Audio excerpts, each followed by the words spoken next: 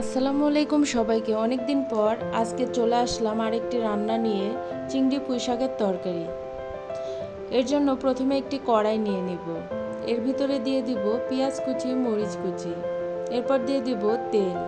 তেল দিয়ে পেঁয়াজ মরিচ কুচিগুলোকে হালকা বাদামি কালার করে ভেজে নিব। এর ভিতরে দিয়ে দিব চিংড়ি মাছ।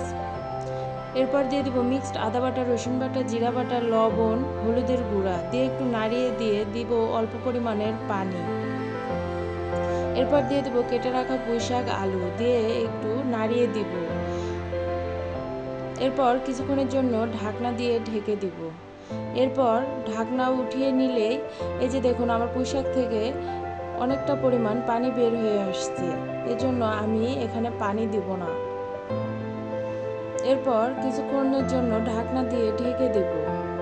কিছুক্ষণ পর ঢাকনা উঠিয়ে নিয়ে একটু নাড়িয়ে দিব। আবার একটু ঢাকনা দিয়ে ঢেকে দেব। ঢাকনা উঠিয়ে নিলে এই যে রেডি হয়ে গেছে আমার চিংড়ি পুঁই শাকের তরকারি। ভালো লাগলে অবশ্যই লাইক করবেন, কমেন্ট করবেন, শেয়ার করবেন এবং সাবস্ক্রাইব করে আমার পাশেই থাকবেন। আল্লাহ হাফেজ।